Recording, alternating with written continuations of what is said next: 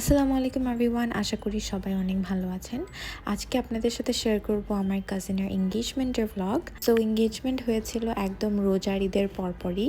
আমাদের হাতের মেহেদির স্টেইন দেখে আপনারা বুঝতে পারছেন। সো যেদিন এঙ্গেজমেন্টের ডেট ফিক্স হয় সেদিন থেকে অ্যাকচুয়ালি আমাদের সব ধরনের প্রিপারেশন স্টার্ট হয়ে যায়। সো সেদিন আমরা ফার্স্টে চলে গিয়েছিলাম ডায়মন্ড প্লাসে অ্যান্ড ভাইয়ার জন্য আমরা খুব তাড়াতাড়ি একটা রিং পছন্দ করি অ্যান্ড সেটাই কিনে ফেলি অ্যান্ড ভিডিও কলে আপু আর ভাইয়াকে দেখাচ্ছিলাম। আপু আর ভাইয়া এঙ্গেজমেন্টের সময় ছিল না, আমরা অনেক অনেক অনেক মিস করেছি। সো এঙ্গেজমেন্টের ঠিক আগের দিন আমরা কেক অর্ডার করেছি, ফ্লাওয়ার্স অর্ডার করেছি অ্যান্ড সেদিন রাতে ইভেন্টের সব কাজ স্টার্ট হয়ে যায় অ্যান্ড ওই দিন রাতেই আমরা সবাই মিলে গুডি ব্যাগসগুলো বানানো স্টার্ট করলাম অ্যান্ড আমাদের হাতে 3 দিন সময় ছিল অ্যান্ড কিভাবে যে সময়গুলো গিয়েছে এটা আসলে বলার বাইরে।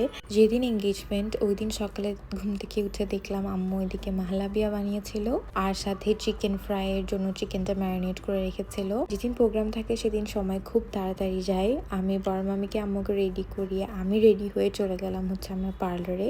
আমরা হেয়ারস্টাইলের জন্য সেদিন চলে গিয়েছিলাম ফেয়ার টাচে অ্যান্ড আমরা সবাই ফেয়ার টাচে হেয়ারস্টাইল করেছিলাম। আমার হেয়ারস্টাইল বাসায় করার কথা ছিল but I knew I will lose track of time. So আমরা ভাবলাম আমরা ফেয়ার টাচেই চলে যাই and they nailed it in just few minutes and এরপরে গিয়ে মাত্র আমরা একটু ভিডিও ছবি তুলে নিলাম। অনেক বেশি গরম পড়ছিল and I sweat a lot. So অল্প গরম পড়লেই আমি অনেক ঘামি, বেশি গরম পড়লে তো এটা আর বলার মতো না। সো আই সোয়েট আ লট।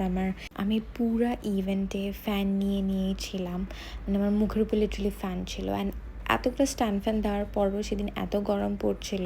এরপরে আমি কোনো কিছু রেকর্ড করিনি, এর সব কিছু মানিক আঙ্কেলই রেকর্ড করেছে অ্যান্ড আমি সেগুলোই আপনাদের সাথে শেয়ার করছি। কারণ আসলে একটা ফ্যামিলি প্রোগ্রামে ইভেন্ট হলে নিজের কিছু আসলে ক্যাপচার করার কথা মনেই থাকে না, কারণ আমরা এত বিজি থাকি পুরো প্রোগ্রামটা নিয়ে।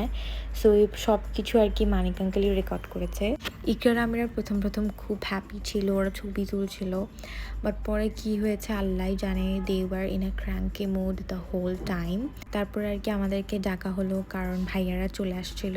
সো ইয়েস, আমরা সবাই মিলে আর কি রোজেস, আমরা যে গুডি ব্যাগসগুলো বানিয়েছিলাম সবাইকেই দিলাম অ্যান্ড ইয়েস। আর খুবই মিস করছিলাম আপু আর ভাইয়া ইজুকে, ওদের সাথে তো ভিডিও কলেই ছিলাম।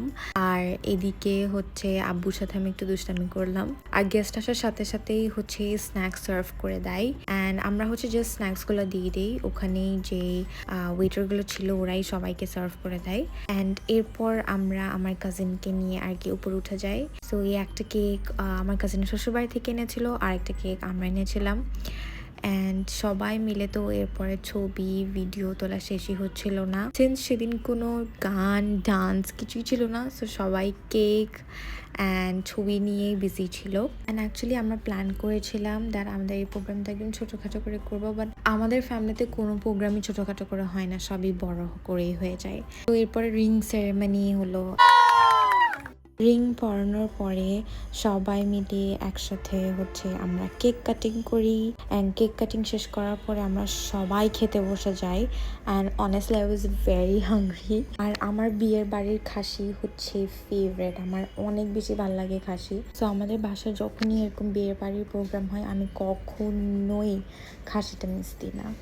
এঙ্গেজমেন্টের পর থেকে আমরা সবাই এত এক্সাইটেড ছিলাম রাফের বিয়ের জন্য, ওর বিয়ের ডেটটা কখন পড়বে, ওর বিয়ে কখন হবে, আমরা খুবই এক্সাইটেড ছিলাম। বাট সব কিছু শেষ হয়ে যায় in the blink of an eye. এখন we are just missing everything. এরপরে আমরা সবাই মিলে বাসায় চলে যাই অ্যান্ড তারপরে কি জানি নাকি কি দিতে হয়, সো মাম্মিরা ওটাই করছিল।